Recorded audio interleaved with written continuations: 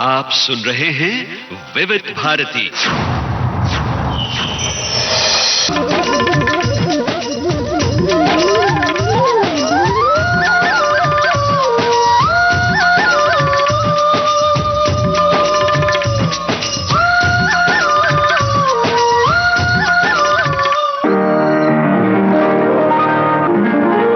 आज के मेहमान। अथ स्वागतम् शुभ स्वागतम् अथ स्वागतम् शुभ स्वागतम् आनन्द मङ्गल मङ्गलम् आनन्द मङ्गल मङ्गलम् हितप्रियं भारत भारतम् हितप्रियं भारत भारतम् स्वागतम् शुभ स्वागतम् अथ स्वागतम् शुभ स्वागतम्। आज के मेहमान।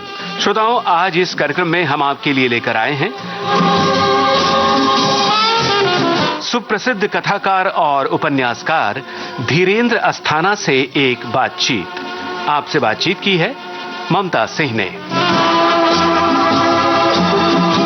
आज सुनिए इस बातचीत का दूसरा और अंतिम भाग। दोस्तों नमस्कार। विविध भारती के स्टूडियो में हाजिर हूं मैं, आपकी रेडियो सखी ममता सिंह। और आज विविध भारती के स्टूडियो में हमने आमंत्रित किया है जाने माने कथाकार, उपन्यासकार धीरेन्द्र अस्थाना जी को। धीरेन्द्र अस्थाना जी के कहानियों की उंगली थामकर हम कथानक में गुम हो जाते हैं। हमें होश आता है तब जब पूरी कहानी हम पढ़ लेते हैं। तो ऐसे हैं वो कहानीकार और उपन्यासकार। उन्होंने संस्मरण भी लिखे हैं। तो चलिए अब बाकी बातें हम उन्हीं से पूछते हैं, उनकी लेखन यात्रा के बारे में उन्हीं से जानते हैं। धीरेन्द्र जी, आपका विविध भारती के स्टूडियो में बहुत बहुत स्वागत है। धन्यवाद। नमस्कार। नमस्ते। धीरेन्द्र जी, मेरे जहन में एक बात आ रही है कि आपकी कहानियों में शहरों की मध्यम वर्गीय जटिलताएं बार बार आती हैं। तो क्या ये आप जानबूझ के लाते हैं या आपका ये भी जिया हुआ भोगा हुआ है? बीज कहाँ से पड़ता है? मैंने कहा ना, मैं वही लिखता हूँ आमतौर पे जो मेरा जिया हुआ होता है। मैंने आज तक कोई गांव ही नहीं देखा, मैं गांव की कहानी लिख ही नहीं सकता हूँ। मैं रिसर्च करके गांव की कहानी नहीं लिख सकता। बिल्कुल। मैं बहुत सारे गांव के उपन्यास पढ़ के एक नया उपन्यास गांव का नहीं लिखता। जो लोग ऐसे लिखते हैं मैं उनको नकली राइटर मानता हूँ। जी। वो कितने भी बड़े लेखक हो जाएं, मुझे वो नकली और कृत्रिम लेखक नजर आते हैं और मुझे उनका लेखन वो पसंद भी नहीं आता है। और मैं बहुत मुंहफट आदमी हूं, मुंह पे बोल भी देता हूं कि 2 कौड़ी की किताब है, सिर्फ इसलिए कि वो रिसर्च करके लिखी गई है। जब तक लेखन में आपकी आत्मा नहीं आएगी, आपका अनुभव नहीं आएगा, आपकी कल्पनाशीलता नहीं आएगी, किताबें पढ़ के थोड़ी किताब लिखी जाती है। जी बिल्कुल। जीवन पढ़ के, जीवन जी के किताब लिखी जाती है। जी। पूरी जिंदगी मैंने महानगरों में बिताई है तो मेरे महानगर का ही जीवन आता है। जी। आपकी कहानियों में कथा तत्व और शिल्प का संतुलन कैसे होता है? सामंजस्य कैसे बिठाते हैं आप?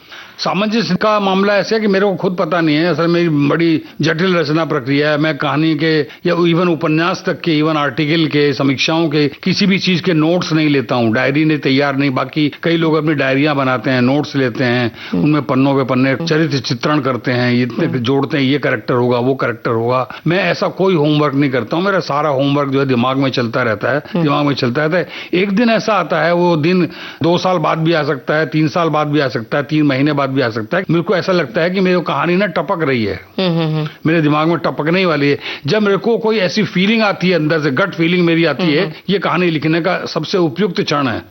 मैं तुरंत जो है कहानी के लिए छुट्टी लेके बैठ जाता हूँ। और फिर लिखने का, फिर वो अकेला मेरा बंद कमरा भी हो सकता है, होटल का कमरा भी हो सकता है, कहीं भी जाके एकांत मेरे को चाहिए होता है, पिन ड्रॉप साइलेंस। उस दौरान में अखबार भी नहीं पढ़ता, मोबाइल भी नहीं देखता, रेडियो भी नहीं सुनता, कोई काम नहीं करता। मैं और मेरी कहानी और मेरे पात्र जी वो होते हैं। और इसीलिए शायद ये है कि मैंने लगभग क्या, मेरी टोटल कहानियां, मेरी सारी रचनाएं जो हैं एक सिटिंग की कहानियां हैं। मैं एक ही सिटिंग में लिखता हूं। वो सिटिंग 3 घंटे से लेके 13 दिन तक की हुई है।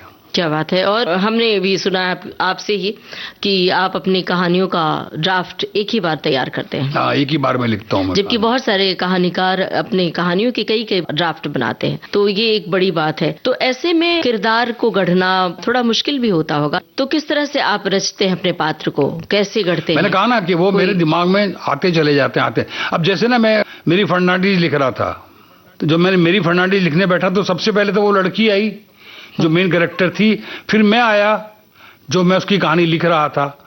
फिर अपने आप ही उस कहानी में मेरे से जुड़ी हुई मेरी पत्नी आ गई, फिर मेरे बच्चे आ गए ना, फिर मेरे सहयोगी आ गए जी, फिर मेरे और लोग आ गए है ना, फिर डॉक्टर आ गए। तो इस तरह से जो है कहानी में पात्र अपने आप जन्म लेते रहे जी, और अपनी कथा जी के जाते रहे जी। ऐसा मेरा हर कहानी के साथ होता है जी। कहानियों पर आलोचना का भी असर होता है। हाँ। आपके पाठकों की प्रतिक्रिया आपको मिलती है कहानियों पर, तो क्या उसका असर आपकी अगली कहानी पर आता है? नहीं होता है। मुझे तो जो ताकत मिली है वो आलोचकों से मिली ही नहीं है। आलोचकों ने तो मुझे आज तक घास ही नहीं डाली, वो मैं उनके लिए नॉन राइटर हूँ है ना। लेकिन यह है कि मुझे मेरे पाठकों ने जिंदा रखा है, उनको बहुत बहुत सलाम। मेरे को ऐसे बहुत सारे फोन आते हैं। मैं रोहतक के एक फलाने गांव में बैठा हुआ रेडियो सुन रहा हूँ, अभी अभी मैंने विविध भारती पे आपकी जो है कहानी सुनी। तो वो पाठक, कोई पाठक जो है कहते हैं किसी रेस्टोरेंट में बैठा हुआ है किसी जबलपुर शहर में, वहां से उसने कहा मैंने अभी अभी सारिका में या अभी अभी दिनमान में या अभी धर्मयुग में आपकी कहानी पढ़ी, मुझे बहुत अच्छी लगी, मैं आपसे मिलना चाहता हूं। तो ये सारे लोग हैं छोटे छोटे महानगरों में, विदेशों में भी, इवन एक बार विदेश से भी ऐसी फोन आया था मेरे को। तो यही सारे लोग हैं जिन्होंने मुझे जीवित रखा है, जिन्होंने मेरे लिटरेचर को बचा के रखा हुआ है। और यही लोग सच्चे आलोचक हैं, सच्चे पारखी हैं, और यही आपको अमरता की तरफ ले जाते हैं, आलोचक नहीं ले जाते। जी बिल्कुल। नए पाठकों तक पहुंचने के लिए क्या प्रयास करना चाहिए, क्या कोशिश करनी चाहिए नए पाठकों तक, नए लेखकों तक? एक लेखक को नहीं, कोशिश तो मुझे लगता है कि अच्छा लिखने की कोशिश करनी चाहिए। अच्छी रचना पहुंच ही जाती है, थोड़ा देर लगती है। बहुत सारे लोग प्रयास भी करते हैं है ना, प्रयास करके एक बड़े जगह तक पहुंचाई जा सकती है, लेकिन रचना टिकती वही है जिसमें दम होता है, जो पाठकों की आवाज होती है, जो पाठकों की आत्मा में हलचल मचाती है। और ऐसी कहानियों को पाठक जो है वो खोज ही लेता है, अपना ही लेता है, बजाय उसके कि जो कहानियां शोर के साथ आती हैं मैदान में, ढोल धमाके के साथ आती हैं, विमोचन होते हैं, बड़े बड़े नगाड़े बजाए जाते हैं, बड़े बड़े पोस्टर लगाए जाते हैं, वो कहानियां साल डेढ़ साल में खत्म हो जाती हैं। बचती वही हैं जिनमें ताकत होती है। जी, क्या बात है, सही बात। प्रयास तो बेसिकली अच्छा लिखने का करना चाहिए, तो बाकी सब चीजें तो उसके बाई प्रोडक्ट हैं। जी, एक गाना सुनते हैं फिर और बातें करते हैं। जी, कौन सा गाना बताइए? कहानियों को दोस्तों ने, पाठकों ने, इन सब लोगों ने बचाया है, तो उन्हीं को समर्पित गाना चलते हैं।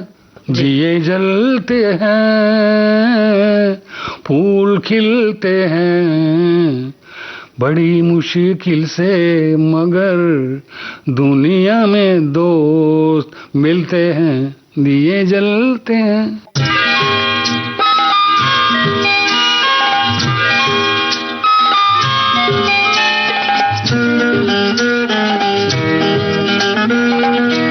दिए जलते हैं, फूल खिलते हैं, दिए जलते हैं, फूल खिलते हैं, बड़ी मुश्किल से मगर दुनिया में दोस्त मिलते हैं, दिए जलते हैं।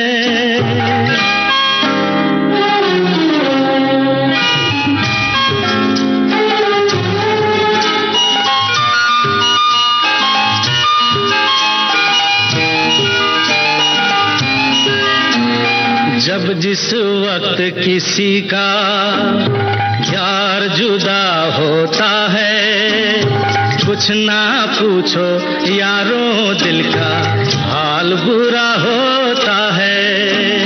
जब जिस वक्त किसी का यार जुदा होता है, कुछ ना पूछो यारों दिल का हाल बुरा होता है। दिल पे यादों के जैसे तीर चलते हैं, हा हा दिए जलते हैं, फूल खिलते हैं, दिए जलते हैं।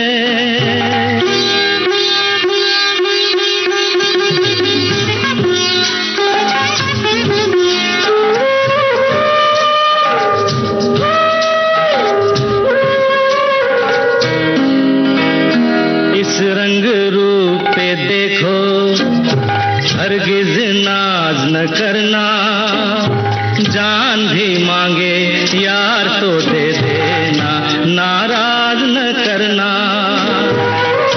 रंग उड़ जाते हैं ढलते हैं, दिए जलते हैं, फूल खिलते हैं, दिए जलते हैं।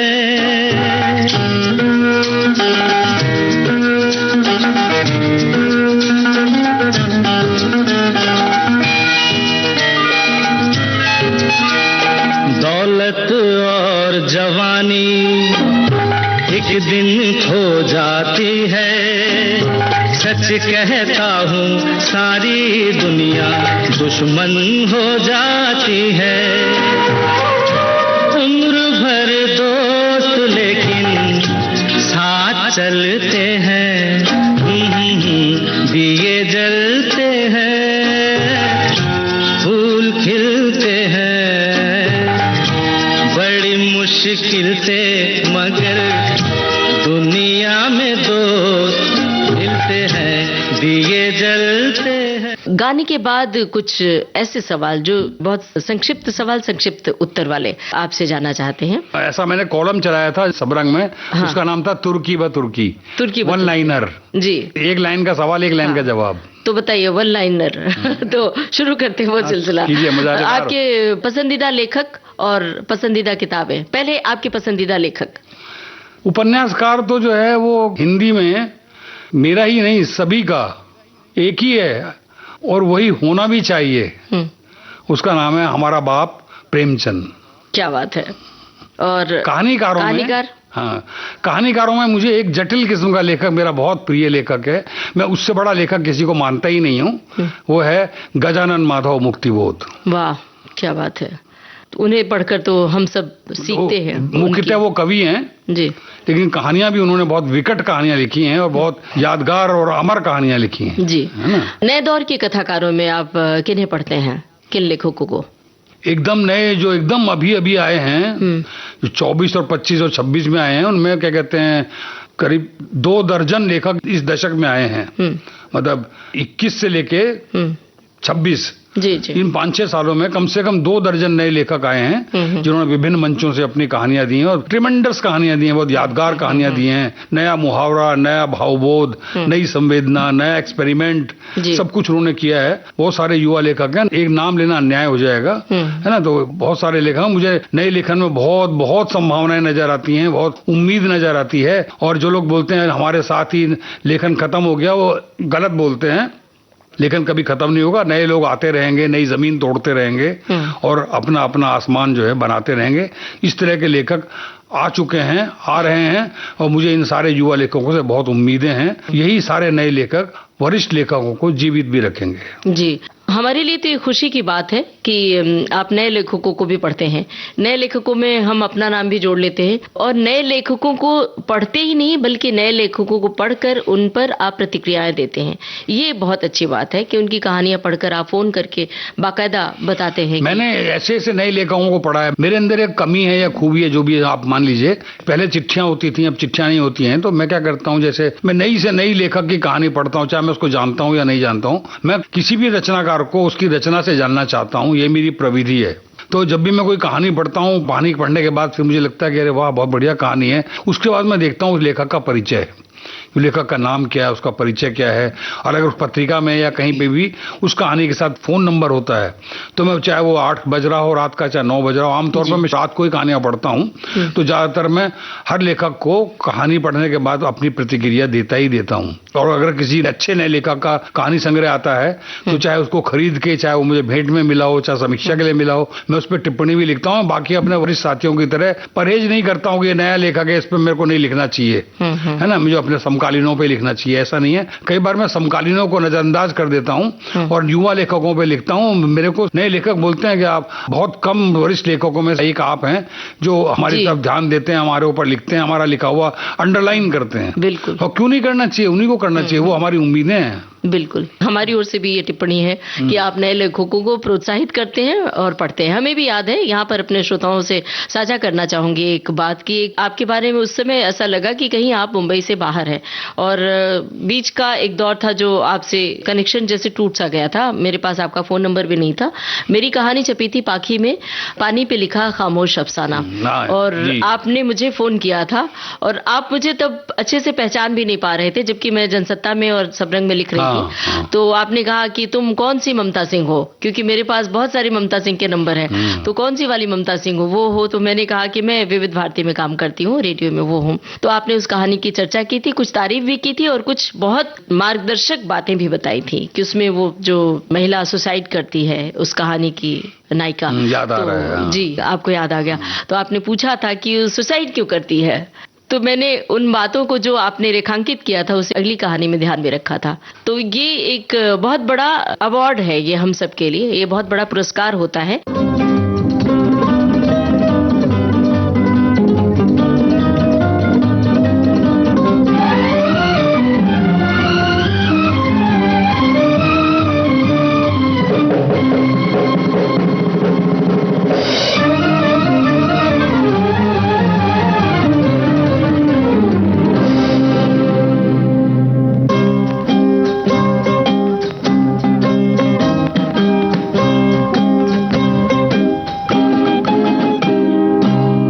किसी की मुस्कुराहटों पे हो निसार, किसी का दर्द मिल सके तो ले उधार, किसी के वास्ते हो तेरे दिल में प्यार, जीना इसी का नाम है। किसी की मुस्कुराहटों पे हो निसार, किसी का दर्द मिल सके तो ले उधार, किसी के वास्ते हो तेरे दिल में प्यार, जीना इसी का नाम है।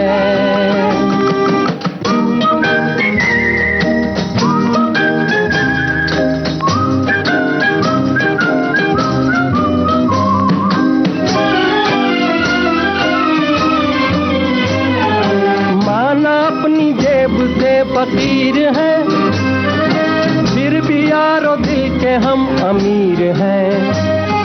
माना अपनी जेब से फकीर है, फिर भी यारो दिल के हम अमीर हैं।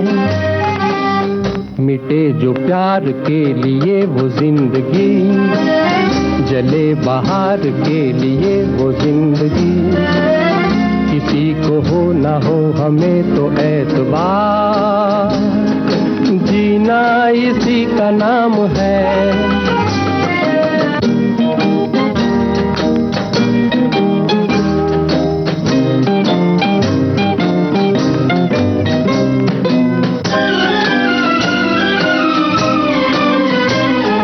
रिश्ता दिल से दिल के एतबार का, जिंदा है हम ही से नाम प्यार का। रिश्ता दिल से दिल के एतबार का, जिंदा है हम ही से नाम प्यार का।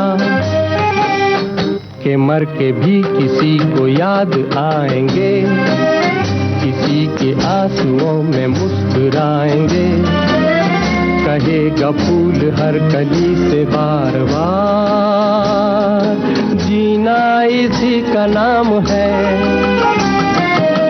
किसी की मुस्कुराहटों पे हो निसार, किसी का दर्द मिल सके तो ले उधार, किसी के वास्ते हो तेरे दिल में प्यार, जीना इसी का नाम है।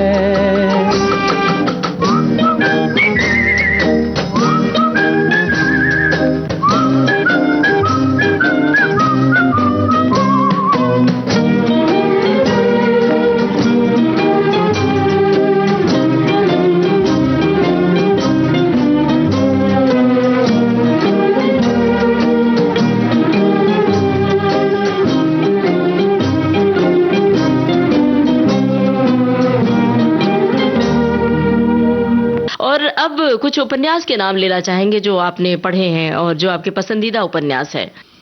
उपन्यास तो ममता जी बहुत सारे पढ़े हैं मैंने। 50-55 साल से मैं लगातार पढ़ ही रहा हूँ। तो 2-4 उपन्यासों का नाम लेना मुश्किल है, लेकिन जो मेरे बहुत प्रिय उपन्यास हैं उनमें जो है निर्मल वर्मा का उपन्यास है एक चिथड़ा सुख। क्या बात है।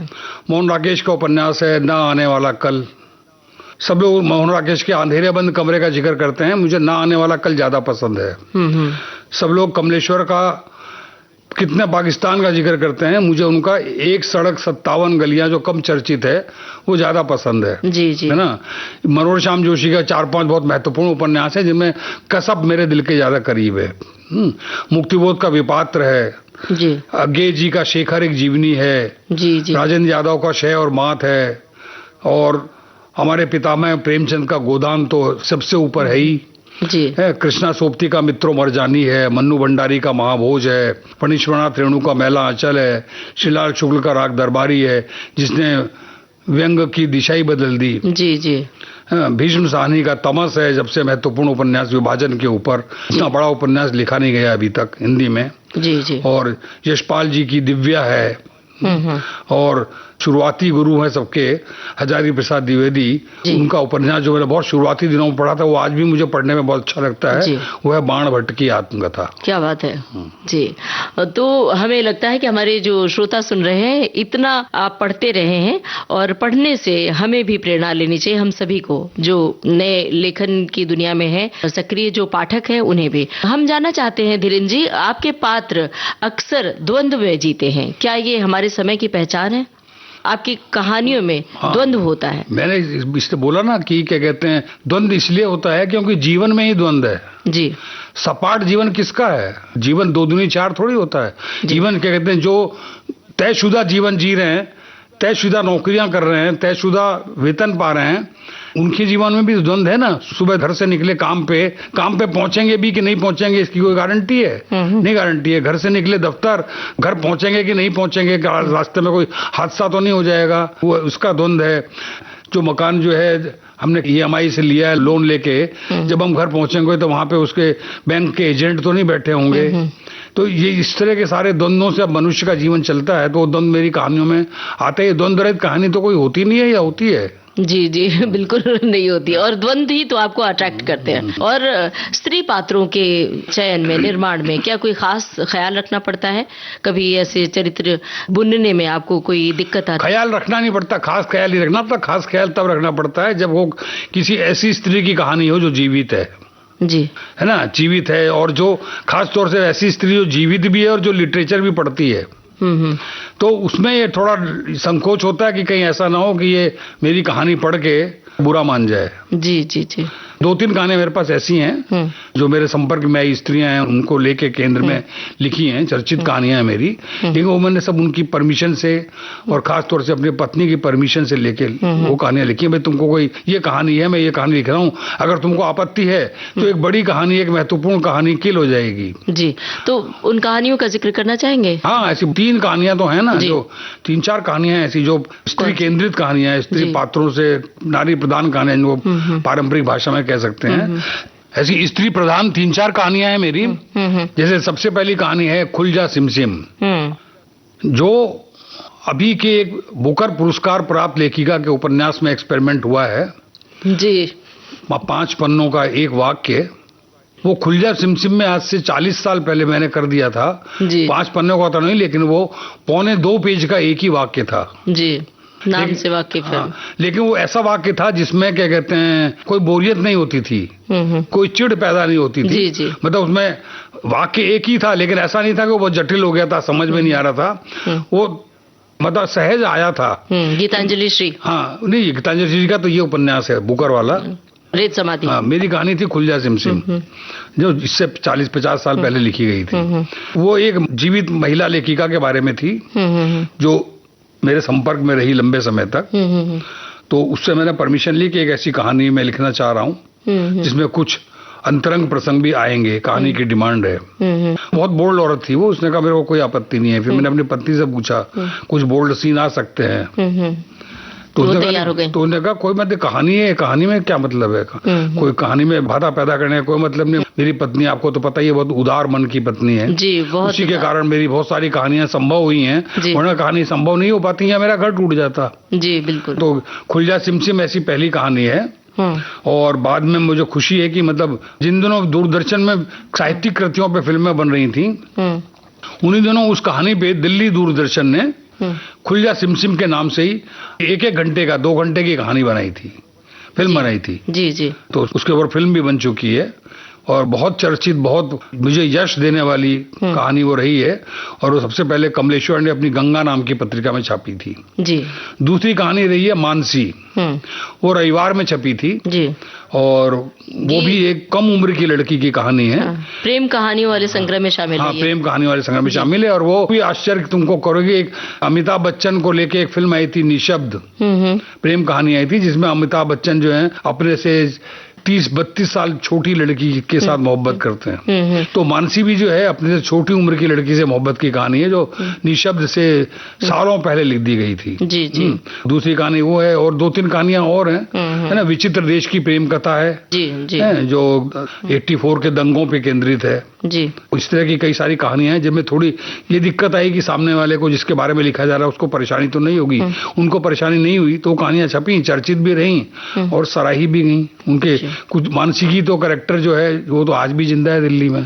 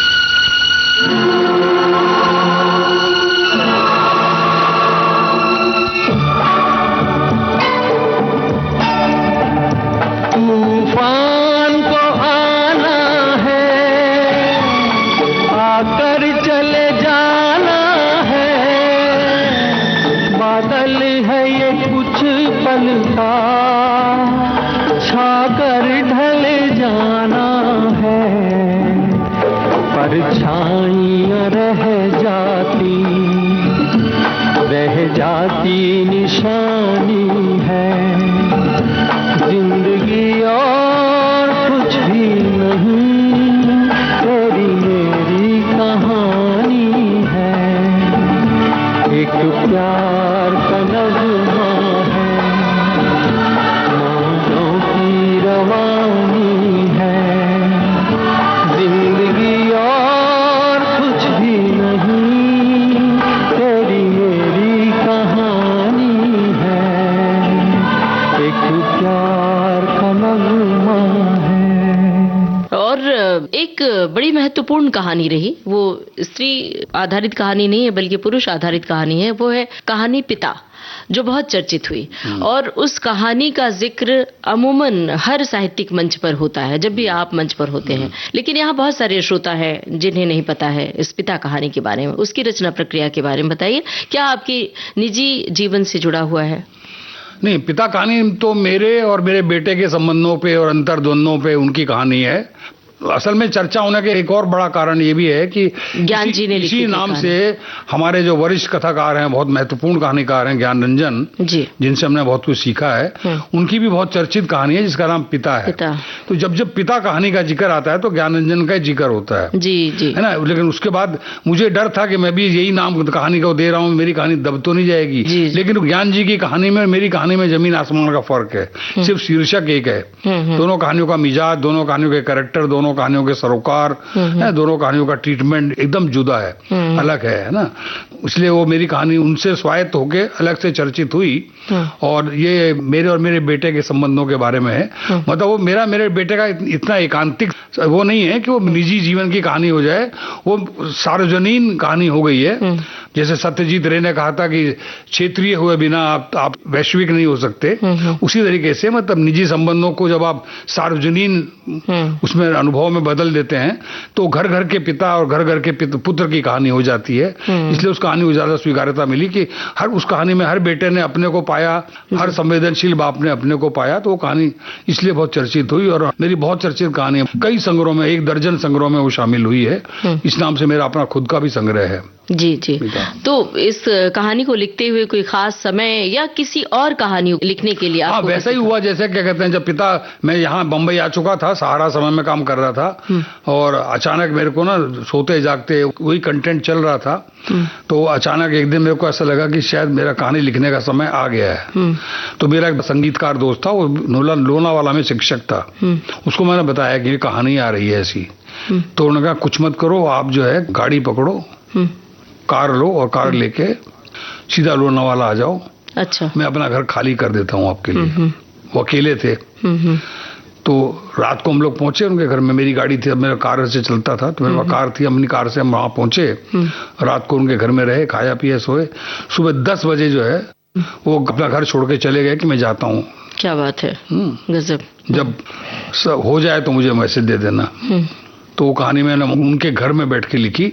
मैंने 10 बजे कहानी लिखनी शुरू की थी, 1 बजे कहानी लिख दी मैंने। गजब, वाह क्या बात है। और ये एक अद्भुत कहानी हुई। और बाकी कहानियां लिखने के लिए आपको कोई खास समय की मांग होती है? समय की वही कहानी टपकनी चाहिए बस। बस दिक्कत यही होती है ना, मुझे बहुत समय लग जाता है, कई बार 5-5 साल तक। बहादुर को नींद नहीं आती लिखने में, मुझे 10 साल लग गए।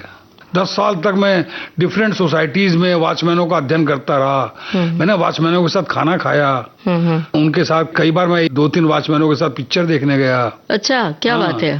ताकि उनको पता चले, उनके दुख सुख सुने, मतलब उनके साथ रात रात की महफिलें की, उनका गाने सुने, उनके दुख सुने। सोसाइटी में, अपनी सोसाइटी में नहीं, कई वॉचमैनों की, है ना। तो उससे मेरे को मालूम चला कि एक वॉचमैन की जिंदगी क्या होती है। शायद इसीलिए वो इतनी कहानी लोकप्रिय हुई कि जब वो लिखी जा रही थी, लिखने पर जब वो कहानी छपी, तो छपने के बाद कम से कम 1.5 दर्जन फोन है मेरे पास आए मेरे लेखक दोस्तों के। अरे धीरेन्द्र जी, ये तो हम लिख रहे थे कहानी।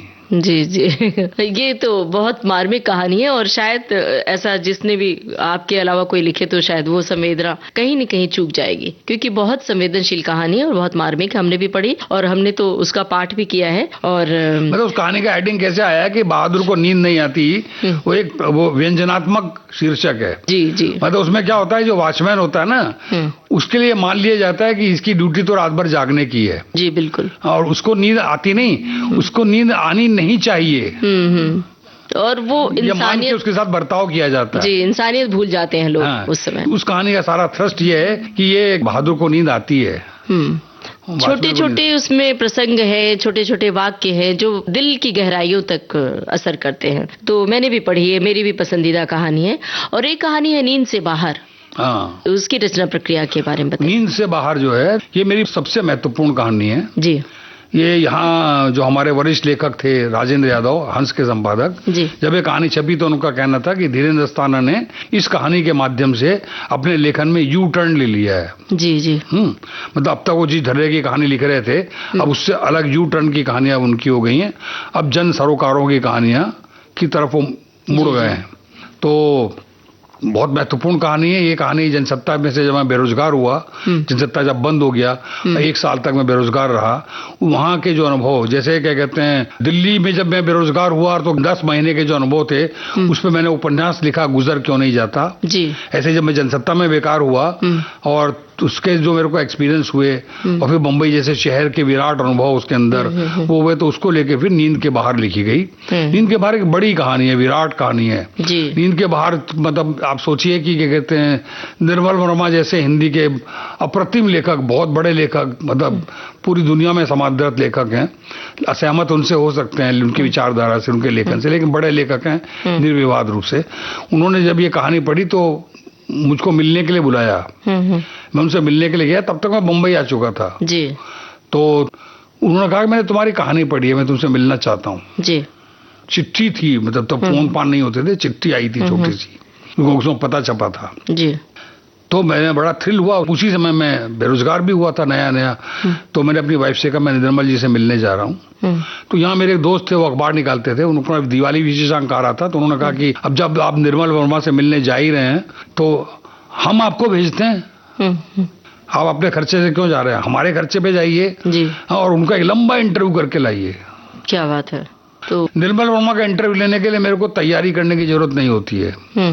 ऐसे बहुत सारे लेखक हैं, जैसे राजेंद्र यादव का इंटरव्यू में किसी भी क्षण ले सकता हूँ बिना तैयारी किए हुए जी। बिल्कुल इस तरह से ऐसे निर्मल वर्मा के लिए भी था, क्योंकि मैंने उनको टोटल पढ़ा हुआ है जी जी। आद्योपांत पढ़ा हुआ है, एक चीज पढ़ी है उनकी। तो मैं गया, अच्छा स्वागत किया, उन्होंने बताया। तो उन्होंने कहा कि पहले तुम्हारी कहानी में बात कर लेते हैं। बोले मैं कहानी मैं भी लिखता हूँ, मेरी कहानी में बहुत सारे कैरेक्टर होते हैं, तुम्हारी कहानी को लेकर ना एक ही चीज को लेकर बहुत, ये शब्द उन्हीं के हैं, एक चीज को लेकर बहुत विस्मित हूँ। वो विस्मित मैं इसलिए हूँ कि इस कहानी में इतने सारे कैरेक्टर हैं और हर कैरेक्टर जो है वो अपनी परिणति को प्राप्त हुआ है जी। मतलब कहानी पढ़ने के बाद ऐसा नहीं लगता कि एक कैरेक्टर वो भी था, उसका क्या हुआ है ना, वो चला तो था, कई बार गुम हो जाते हैं, चला तो था, वो गया कहाँ। और इस कहानी में इतने सारे कैरेक्टर हैं, हर कैरेक्टर की अपनी परिणति है, हर कैरेक्टर की अपनी नियति है, हर कैरेक्टर का प्रस्थान है तो उसका अंत भी है, सबकी समरी है। तो ये इसलिए एक बहुत बड़ी कहानी है। और क्या कहते हैं, मैं इसको इसलिए मैं मिलना चाह रहा था कि ऐसा कौन लेखक पैदा हुआ है जो ऐसी कहानी लिखी है जिसने जी जी। तो उससे बड़ा उपहार, उससे बड़ा अवार्ड और उससे बड़ा आलोचकीय प्रशस्ति पत्र मेरे लिए कुछ नहीं है जी। सही बात। फूलों के रंग से, दिल की कलम से तुझको लिखी रोज पाती, कैसे बताऊं किस किस तरह से पल पल मुझे तू सताती। तेरे ही सपने लेकर के सोया, तेरी ही यादों में जागा, तेरे ख्यालों में उलझा रहा यूं जैसे कि माला में धागा। हाँ बादल बिजली चंदन पानी जैसा अपना प्यार लेना होगा जन्म हमें कई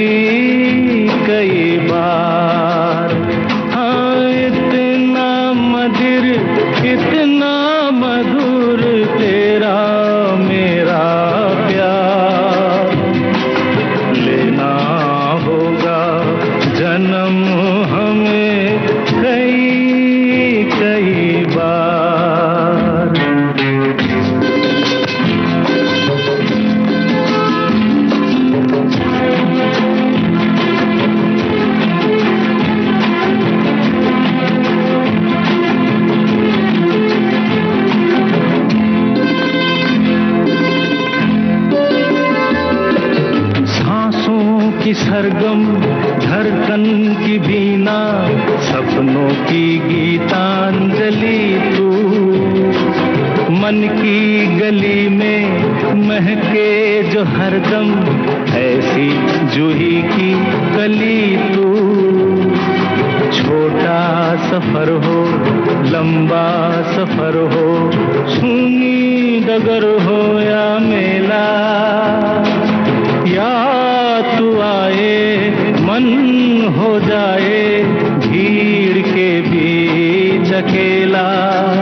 हाँ, बादल बिजली चंदन पानी जैसा अपना प्यार लेना होगा जन्म हमें कई कई बार। हाँ, इतना मधुर, इतना मधुर तेरा मेरा प्यार, लेना होगा जन्म हमें कई कई बार। और ये जब खुल जा सिम छपी थी, तब उस समय सबके पिता होते थे जैनेंद्र कुमार। तब वो खुल जा सिम पढ़ के जैनेंद्र कुमार ने लिखा था, जब जब हिंदी कहानी में प्रेम कहानी की चर्चा होगी, खुल जा सिम को याद किया जाएगा। क्या बात है, क्या बात है। और उस कहानी संग्रह से, हालांकि आपने वो उपहार में दिए हमें प्रेम कहानियों का संग्रह, उसमें बहुत सारी कहानियां ऐसी हैं, ऐसे लगता है कि हम आंखों से देख रहे हैं, और वो जैसे चित्र देख रहे होते तो आंखों में एक लाज, प्रेम की जो सकुचाहट होती है, होठों पर मुस्कान वो आती है। तो ये आपके लेखन की सफलता है। तो ये तो बार बार हम इस बात का जिक्र करना चाहेंगे कि धीरेन्द्र अस्थाना जी की कहानियां जब हम पढ़ते हैं तो पढ़ते नहीं है, देखते हैं, उस दृश्य को महसूस करते हैं। हमें बताइए कि ललिता जी चूंकि आपकी शरीके हयात हैं और उनका साथ रहा, आपके हर सुख दुख की वो साथी रही हैं, कभी भी उनके कदम डगमगाए नहीं, और बहुत लोग तो ये भी कहते हैं कि ललिता जी की वजह से आज आप अच्छे से सुरक्षित हैं। तो उनका क्या योगदान रहता है? तो लोग सही कहते हैं, क्योंकि मैंने तो, तुमने आत्मकथा पढ़ी है ना, जी, आत्मकथा में तो लिखा है ना एक जगह, जिंदगी अगर ललिता मेरे जीवन में नहीं होती तो मैं कहीं बहुत पहले मरा हुआ पड़ा हुआ पाया जाता, है ना। तो मुझे जो बचा के रखा है, सुरक्षित रखा है, जो मेरी जातियों को बर्दाश्त किया है, मुझे लिखने के मौके दिए हैं, मुझे मेरा जीवन जीने की आजादी दी है, वो अगर पत्नी इस तरह की मिल जाए तो आदमी को बड़ा लेखक बनने से कोई रोक नहीं सकता है। वहीं बर्बादियां हुई हैं जहाँ पे पति पत्नी में लेखन को लेकर द्वंद हुआ है ना, अवरोध पैदा हुए हैं। तो मुझे ऐसा कोई अवरोध मेरे जीवन में मुझे कभी नहीं आया लेखन को लेकर, बल्कि मेरी पत्नी मुझे उकसाती है, याद दिलाती है, बहुत दिन हो गए तुमने कोई कहानी नहीं लिखी, क्या चाहिए, कहीं जाना चाहते हो जाओ, तुम्हारे पास पैसे नहीं है, मैं इंतजाम करती हूँ। क्या बात है ना। तो इस तरह से हुआ। एक बार तो क्या हुआ कि मेरे पास सचमुच पैसे नहीं थे और मुझे एकांत नहीं मिल रहा था घर में, मेरी पत्नी ट्यूशन पढ़ाने लग गई थी, तो मेरा छोटा बेटा है, उसने मुझसे कहा कि आपको कहानी लिखनी है, तो उसने मेरे लिए एक होटल बुक किया 3 दिन के लिए, लेकिन मैं 2 दिन में कहानी लिख के वापस आ गया। वही कहानी थी, बहादुर को नींद नहीं आती। इसका जिक्र आपने पहले किया था।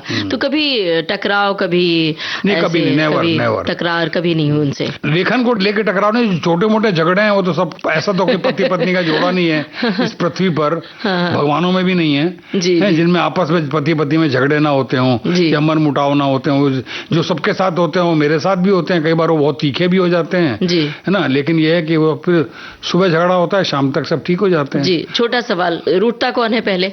ज्यादातर ललिता रूठती है। मनाता कौन है पहले? मैं ही मनाता हूँ। उनकी पसंद का खाना क्या है? बहुत सारा अंडा करी है। उनकी पसंद का रंग? येलो। और आपकी पसंद का रंग पता है उनको, ललिता जी को? हाँ, पता है ना, आसमानी रंग। क्या बात है चलिए, बहुत बढ़िया लग रहा है। और चूंकि आपका कथा संसार आपका इतना बड़ा है, उसमें आज एक साथ होते लगा पाना बहुत मुश्किल है, लेकिन कुछ बातें जो अभी जहन में दस्तक दे रही है उस पर फिर एक बार बात कर लेती हूँ और फिर बातचीत को समेटती हूँ। आपकी कहानियों में एक सूक्त वाक्य होता है, और ज्यादातर लंबी कहानियां नहीं लिखते, छोटी कहानियां लिखना मुश्किल होता है, जबकि उसमें सारी बातें समो देते हैं। वो सूक्त वाक्य कैसे आते हैं, कहाँ से आते हैं? ये मुझे नहीं समझ में आता कैसे आते हैं, वो आ जाते हैं। मैंने कहा ना, मेरे यहाँ पे नाजिल होता है कुछ, है, टपकता है, नाजिल होता है मेरे को। मतलब जब मैं लिखने बैठता हूँ ना, तो मैंने बताया ना मैं नोट्स नहीं लेता हूँ, जब मैं लिखने बैठता हूँ तो उतरता चला जाता है, उतरता चला जाता है। एक बहुत अच्छे कवि हुए हैं हमारे, अब तो उनका निधन हो गया, पंकज सिंह। वो एक बहुत बढ़िया बात बोलते थे, उसको मैं भी मानता हूँ अपने लेखन में। वो कहते थे जब मैं लिखने की मेज पे होता हूँ तो ईश्वर होता हूँ। क्या बात है। तो इसी तरीके से मुझे भी लगता है कि जब मैं अपने राइटिंग टेबल पे बैठा हुआ होता हूँ तो मैं ईश्वर होता हूँ, रच रहा होता हूँ। है ना, तो चीजें इसी तरह से, जैसे ईश्वर को रचने के लिए कुछ सोचना थोड़ी पड़ता है, ना कोई ईश्वर से सवाल करता है कैसे रचा। हमें सोचना पड़ता है कि बीच बीच में हम गाने सुनवाते रहे। बताइए कौन सा गाना। पत्नी की बात चलिए तो गाना गवाओ, पल पल दिल के पास तुम रहती हो। ब्लैकमेल फिल्म का गाना है, किशोर कुमार की आवाज। सुनते हैं ये गाना।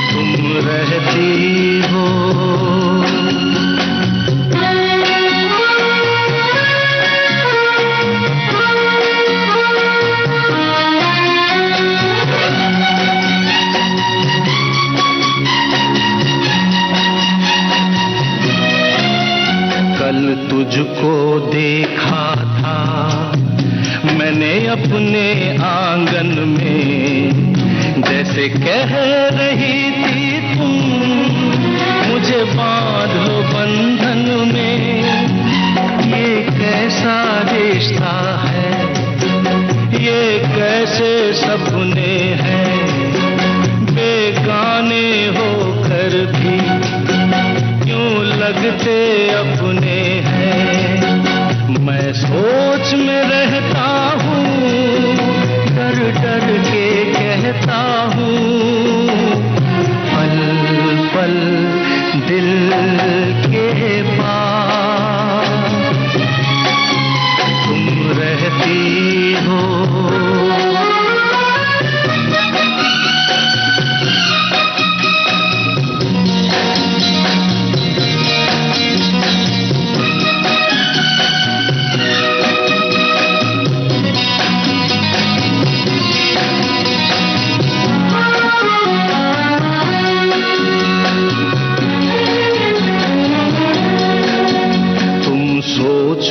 समझोगी क्यों इतना मैं तुमसे प्यार करूं, तुम समझोगी दीवाना मैं भी इकरार करूं।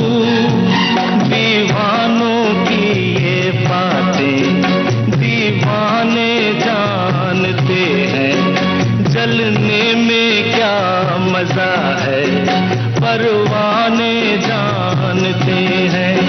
तुम यूं ही जलाते रहना आकर ख्वाबों में, पल पल दिल के पास तुम रहती हो। जीवन मीठी प्यास ये कहती हो, पल पल दिल के पास तुम रहती हो।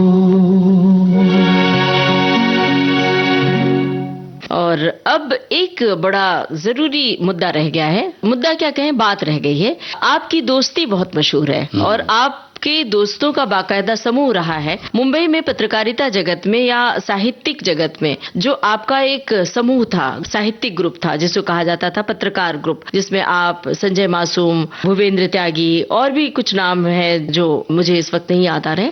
तो इसके बाद ऐसा कोई गुट नहीं बना, समूह नहीं बना। इस दोस्ती के बारे में क्या कहेंगे, इस दोस्ती के नाम क्या कहना चाहेंगे आप? देखिए, ऐसा है ना कि मोहन राकेश ने ना एक बहुत बढ़िया बात कही थी दोस्ती को लेके। मोहन राकेश ने कहा था कि जिस आदमी के दो दोस्त हैं वो बहुत भाग्यशाली है, और जिसका एक दोस्त है वो सबसे बड़ा भाग्यशाली है। और एक दोस्त तो होना भी चाहिए, और तीन दोस्त तो किसी के हो ही नहीं सकते हैं। ये उन्होंने एक बात कही थी भाई इंटरव्यू के सिलसिले में। उसकी व्याप्ति बहुत बड़ी है। व्याप्ति यह है कि जो आपके इर्द गिर्द जब आप सत्ता में होते हैं, चाहे मीडिया की सत्ता में हो चाहे राजनीतिक सत्ता में, तो जो आपके इर्द गिर्द लोग होते हैं, वो जो भीड़ होती है, उस भीड़ में दोस्त कम होते हैं, प्रशंसक और प्रतिद्वंदी जी और तात्कालिक मित्रताओं वाले बहुत लोग बहुत ज्यादा होते हैं। तो वो दोस्तियां जो हैं, मेरे साथ भी सबरंग के दिनों में, जनसत्ता के दिनों में, दिनमान के दिनों में मेरे साथ भी समूह रहे हैं, है ना, जो उस समय चला करते थे। लेकिन उनमें मैं बकायदा छंटनी भी करता चलता था, इनमें कौन दोस्त है और कौन वो है। मतलब मैं उस आदमी का चुनाव करता था अपने दिल के करीब, जो मुझे लगता था कि जब मैं सत्ता में नहीं रहूंगा तो कौन मेरे साथ बचा रहेगा। तो इस तरह के लोग मैं छांटता रहा। आज भी मेरे पास 6-7 लोग ऐसे हैं जिनके बारे में मैं सोच सकता हूँ कि हाँ। अब तुमने देखो, पिछली बार देखो मेरे प्रतिनिधि कहानियों का संग्रह का फंक्शन हुआ था, है ना, उसमें हिंदुस्तान भर से जो है करीब 8-10 लोग आए थे। जी। जब शहरों में जब बड़े बड़े लिटरेचर फेस्टिवल हो रहे हैं, उनमें हवाई जहाज का टिकट देके 5 स्टार होटलों में ठहरा के भी इतनी भीड़ नहीं होती है जितनी मेरे फंक्शन में अपनी जेब से पैसे लगा के, अपनी जेब से होटलों में रह के, खर्चे से रह के 10-12 लेखक बाहर से आ गए एक बुलावे में। जी। तो वो मेरे दोस्त हैं जी। मैंने ये दोस्तियां कमाई हैं जी। और उस खुशी के हिस्सेदार हम भी रहे, हमने भी वो देखा और बहुत अच्छा लगा। शायद ये सवाल जहन में इसीलिए आया। और अब चलते चलते अपनी कुछ पसंदीदा कहानियां और अपने उपन्यास का जिक्र कीजिए, सिर्फ नाम का। और खुल सिमसिम, नींद के बाहर, मैरी फर्नांडीज, क्या तुम तक मेरी आवाज पहुंचती है, विचित्र देश की प्रेम कथा, हंस अकेला, बहादुर को नींद नहीं आती, और एक कहानी जिसकी बहुत कम चर्चा हुई है, बहुत छोटी सी कहानी है 4-5 पन्ने की, और बहुत मार्मिक कहानी। उसकी तरफ किसी ने ध्यान गया ही नहीं, वो ज्यादा संग्रहों में भी नहीं आ पाई। वो बहुत ही मार्मिक कहानी, कभी तुम्हें मिले तो पढ़ना, और जिसको भी मिले, जो लोग भी सुन रहे हैं वो कहीं से ढूंढ सकें तो कहानी वो पढ़ें। उस कहानी का नाम है चीख जी। वो एक ऐसे व्यक्ति की कहानी है जो इस दुनिया से बाहर चला गया है, मतलब वो मनोरोगी है।